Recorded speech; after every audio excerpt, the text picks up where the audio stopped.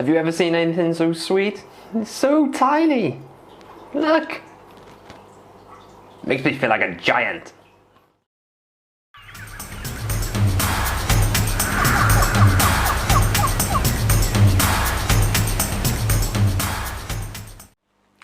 So the fish keeping hobby can be quite expensive, but what if I told you you could set up a 15-gallon aquarium for 50 bucks?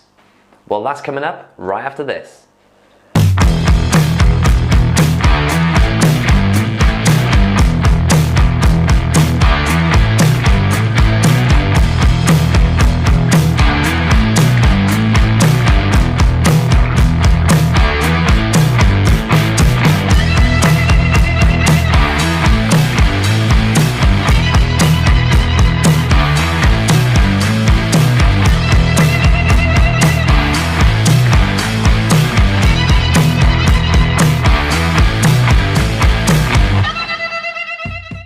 Yes YouTube, welcome back to another video and thanks for joining me. So as you probably guessed from today's intro, we're going to be looking at how we can set up a aquarium as cheaply as possible. Now I'll go through the costs at the end of the video, so make sure you stay tuned. But it got me thinking this week when I was trying to come up with what we're going to cover in today's video, is that I've spent a lot of money recently on upgrading these setups, and this is not my way of showing off or flexing, this is just my way of explaining that I've sourced other forms of income, my work as well as my daily job after work to try and support this. So I understand it's not an easy thing to try and afford. I remember when I was back in the other room, I would like collect birthday money and Christmas money to try and upgrade setups and buy new setups and probably get through maybe one new setup a year. So I definitely understand where some of you are coming from. And I think it made me think of back to why do we get into this hobby in the first place? And for most of you and for everyone, I would have thought it's the love of fish. So we're going to check out today how we can set that up as cheaply as possible, like I said. We'll take a look at a setup I've already had running and you guys have seen before. We'll run through some costings and try and get you set up with a new fish tank. So if that's something interests you, please stay tuned. Enough of me waffling on, let's crack on with today's video.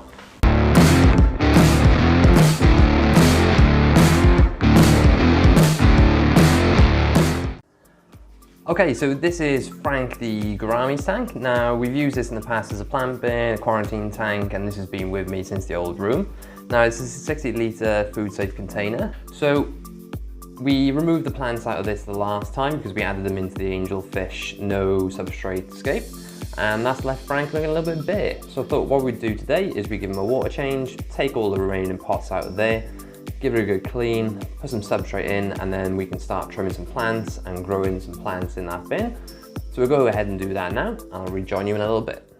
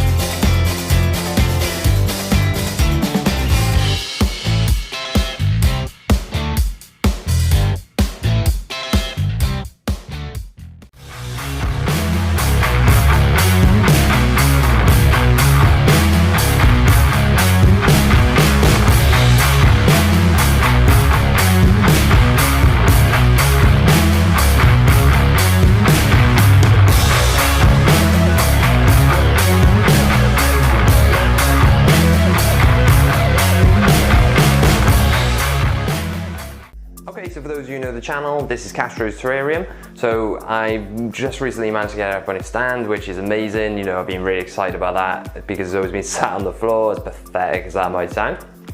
So one thing I thought we can do today to make this look a lot better is just clean the glass.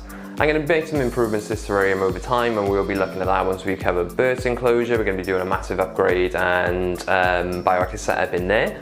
But we'll try and improve all the setups over time, and we've also got a lot of new animals coming. So for those of you, make sure you are subscribed. But what am I talking about? Let's crack on.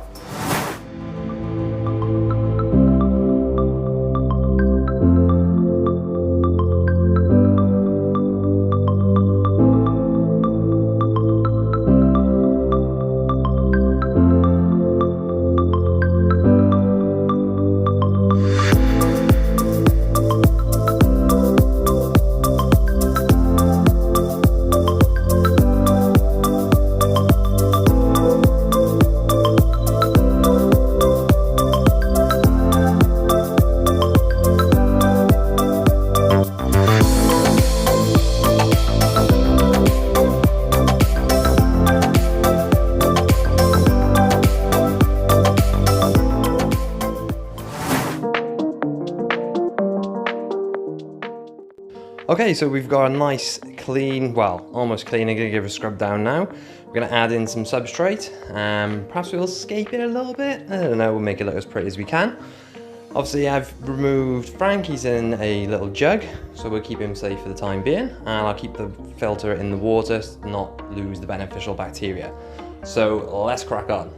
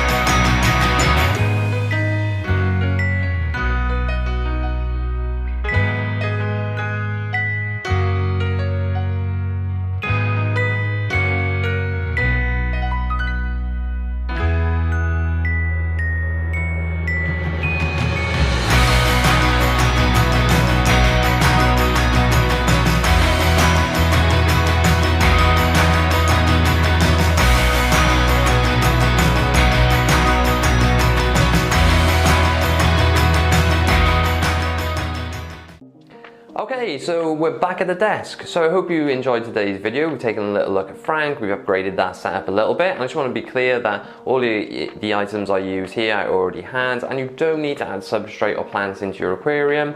And if you do want to, that's something you can build up over time. You don't necessarily need to go out and buy them all right now. Now, I'll leave the costings of all the equipment that we've discussed and the equipment that I suggest in the description you can go and use. Now, I've used Amazon products just purely because everybody's got access to Amazon and it makes it that much easier.